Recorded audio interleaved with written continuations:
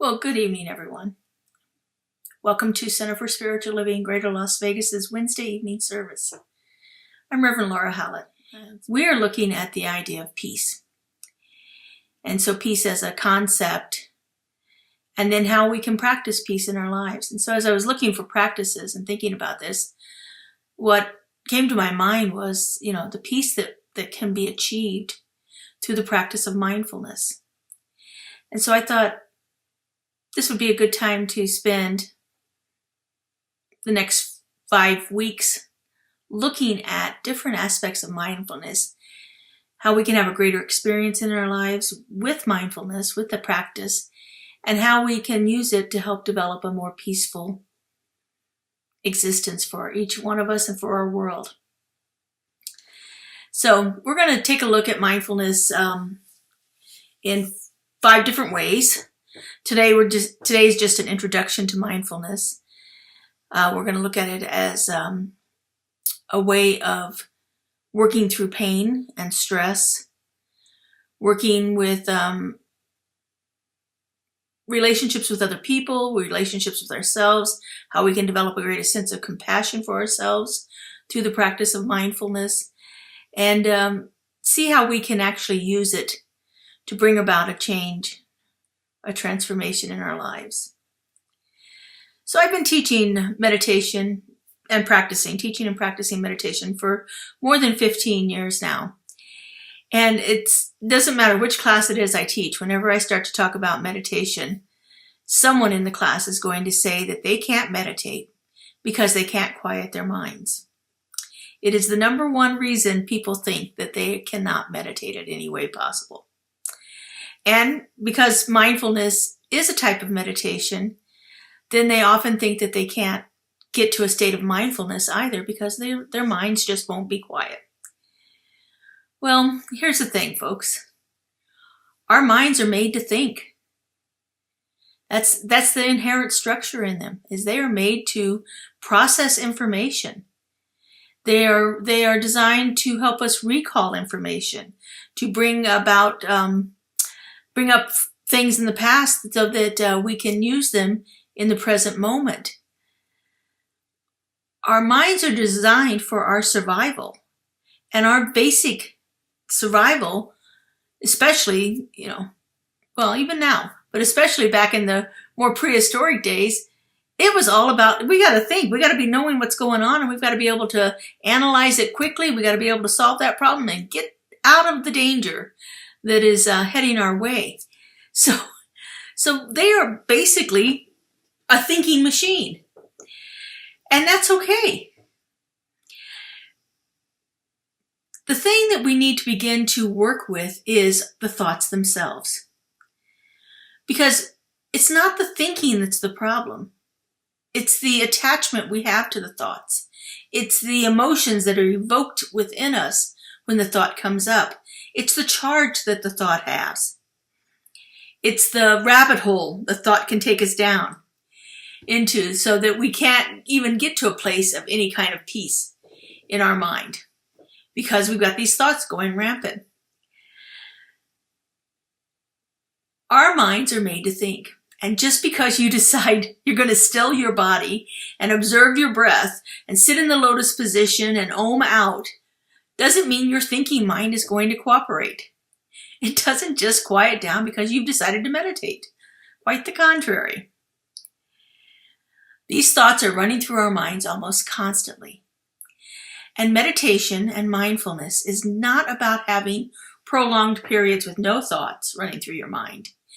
It's about increasing our awareness of the thoughts and for those very, very brief pauses in between the thoughts. Many of the people that I have studied over the last 15 plus years say that you're really getting accomplished at meditation if you can manage to have 5 to 10 seconds between those thoughts, between your recognition of a thought as it moves in and out of your consciousness. And our goal is always to expand that gap, that distance between the thoughts. And the more we expand it, the more successful our meditation is, the better we will have a sense of peace. And it is expanded by being mindful of our thoughts. It's expanded when we recognize the thought that's happening and let it move on out of our conscious awareness without judging it. It's about learning to look at our thinking in a non-judgmental way without any emotional charge attached to it. It's realizing that a thought is just a thought. And with that realization, we begin to develop a sense of equanimity. Equanimity is peace and balance, a non-reactive state. It allows us to see that the thought is just a thought and doesn't require any action on our part at this very moment.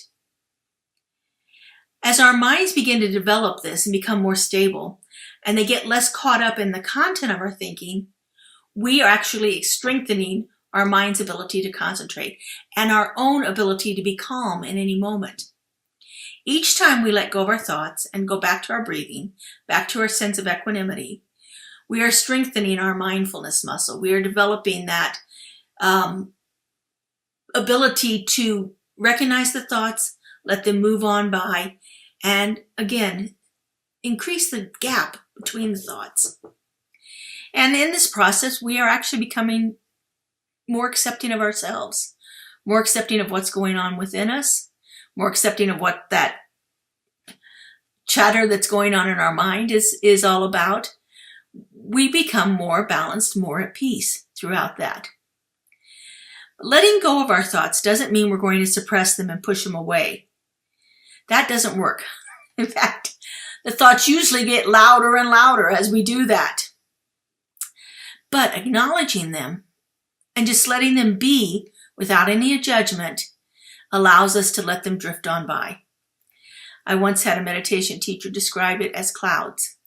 You know, if you're laying on the grass looking up at the clouds on a beautiful summer day and you see the clouds moving by and you notice that one of them maybe it looks like a flower and another one might look like a bunny rabbit, and you watch it and it just, you say, oh, look, that one looks like a rabbit, and you let it drift on by.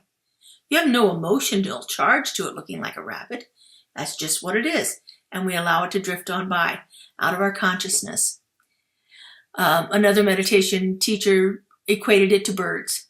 You see a bird flying by. Oh, there's a bird. Oh, there's a bird. No charge to it, just acknowledging it and letting it move on out of our view. This is what we are looking for when we are practicing mindfulness. The ability to be with the thought, but not be consumed by the thought. So one of the great meditation, mindfulness practitioners and researchers is a doctor out of Massachusetts named John Kabat-Zinn. He has several books on it. He's developed a program called Mindfulness-Based Stress Reduction, which is taught in many hospitals around the world nowadays. And no, not just hospitals, but all over the place. It is a great way of developing a practice of mindfulness for yourself. He gives mindfulness this definition. Mindfulness is the awareness that arises through paying attention on purpose in the present moment, non-judgmentally, in service of self-understanding and wisdom. Now that's a mouthful, so let's break it down. Mindfulness is about awareness, about paying attention. But it's not just paying attention, it's actually purposefully paying attention to what's happening and staying in the present moment. That's what the thoughts want to do. They want to take us out of the present moment. Generally, it's a worry about the future, or it's some kind of anger or fear or resentment from the past. But if we can stay in the present moment and not judge the thought that has come up for us, then we begin to develop a greater sense of self-understanding and a bit of wisdom about how our minds are actually working. So there are three key components to mindfulness. The first one is the attention. That is the ability to focus on what you want when you want to.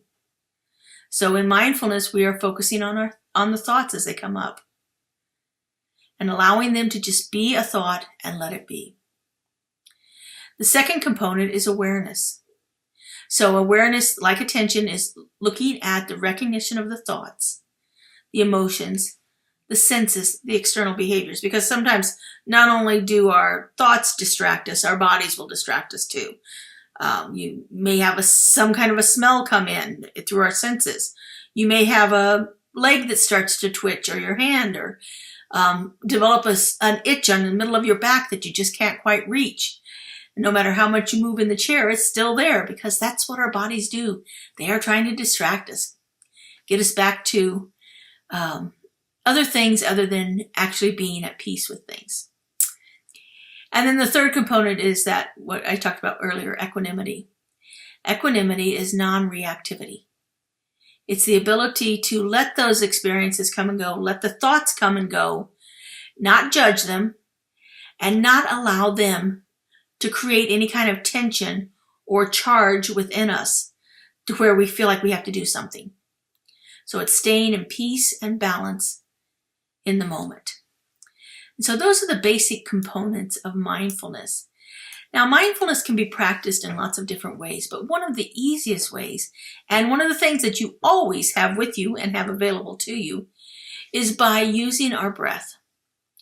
Our breath is a way that we can keep ourselves more centered in our bodies as we're concentrating on our breath. And it's a place to reground us.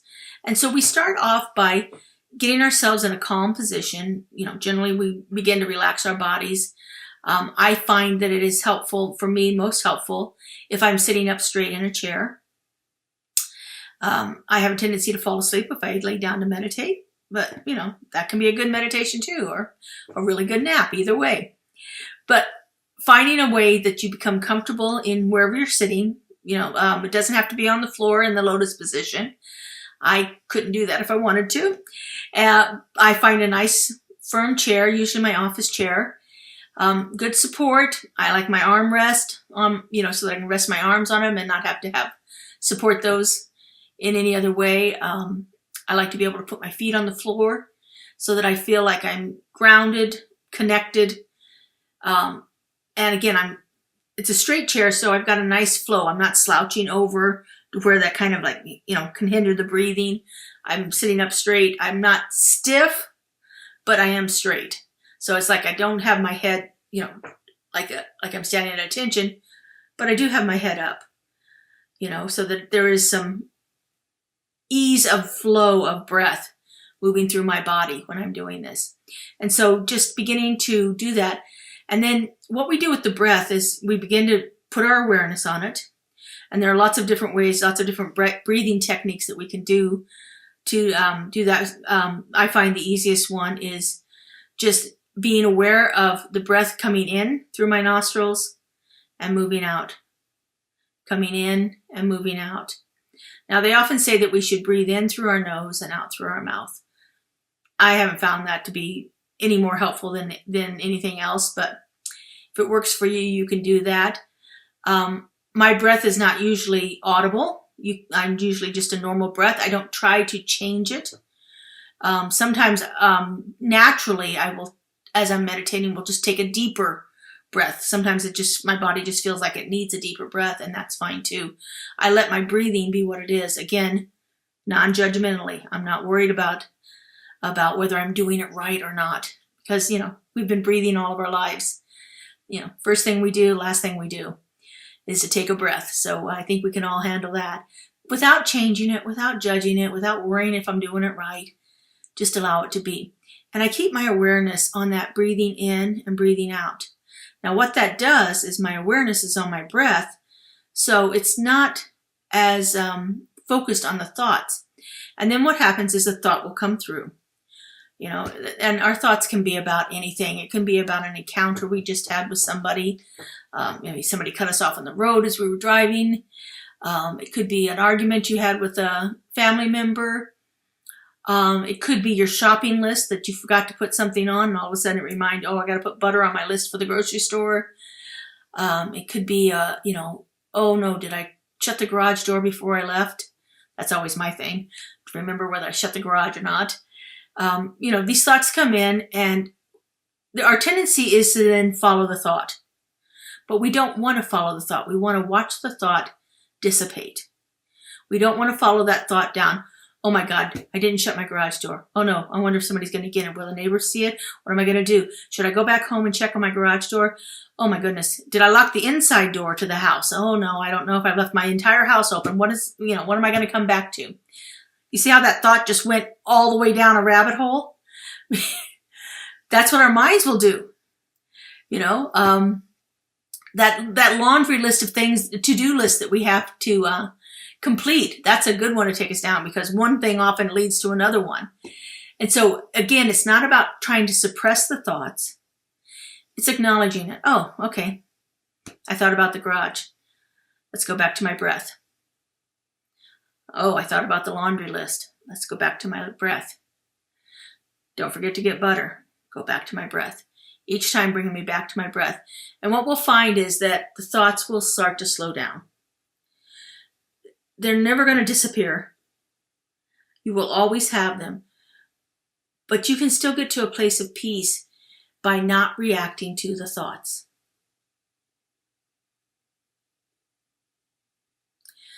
Thinking is not the bad thing here. It is not even undesirable when we're trying to meditate.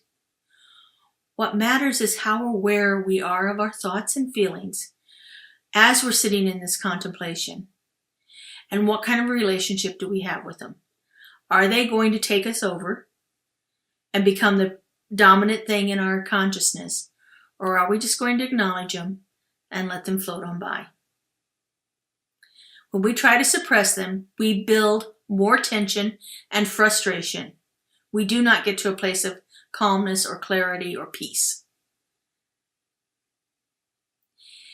Our goal for this is to be able to see our thoughts are just thoughts. They are not us. They might not even be reality. But simply recognizing our thoughts can free us from that distorted reality that they often create.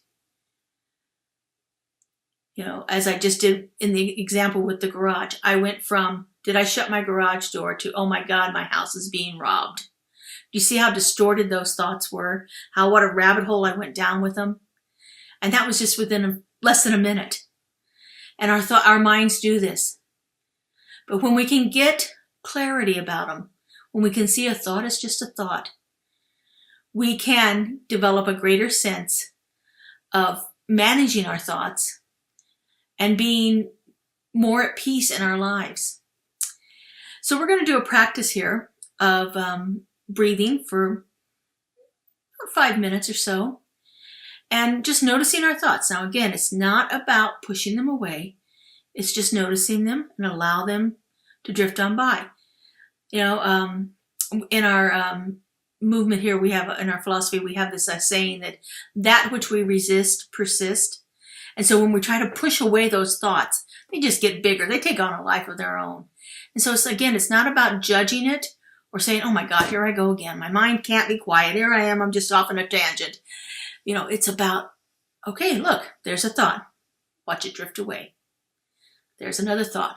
Watch it drift away.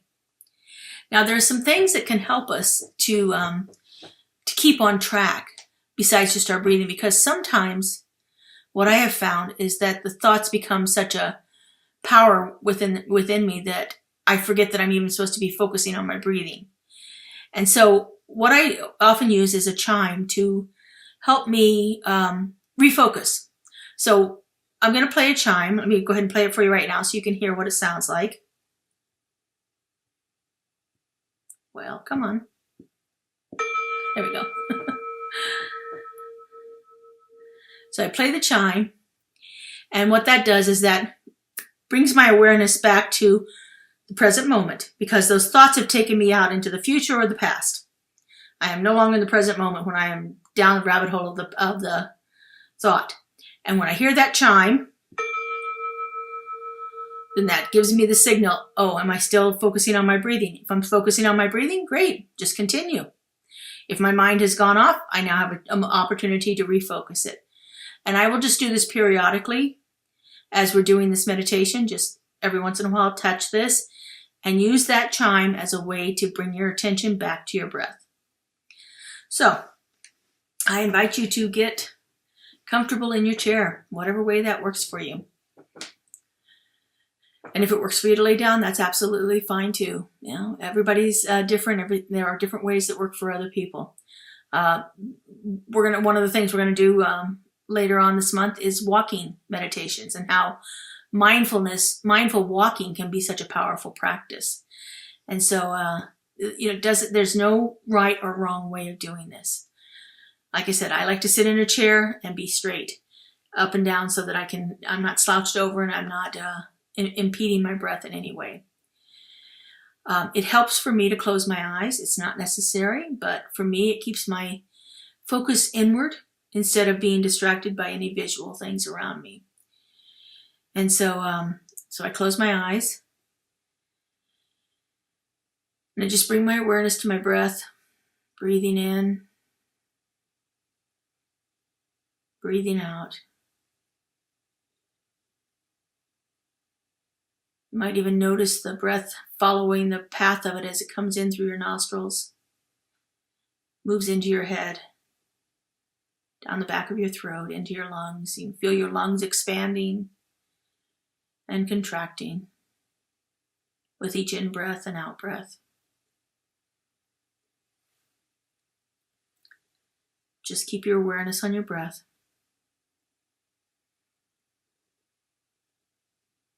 Now, I'm not going to talk much during this, but I will play the chime to refocus you. So let's begin.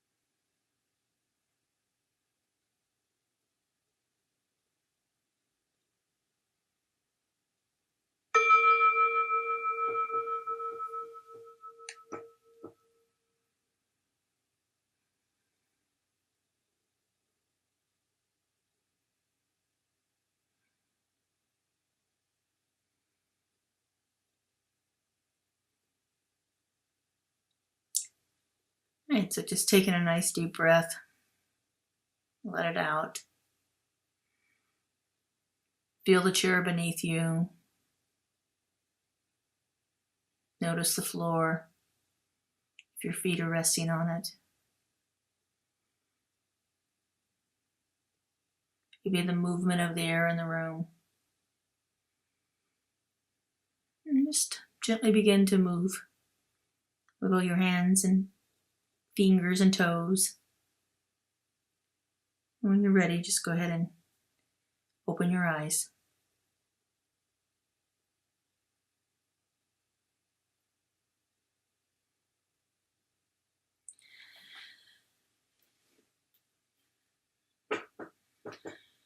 Practicing mindfulness can be done for any period of time. I find it's really helpful when I'm like waiting for something to just become mindful.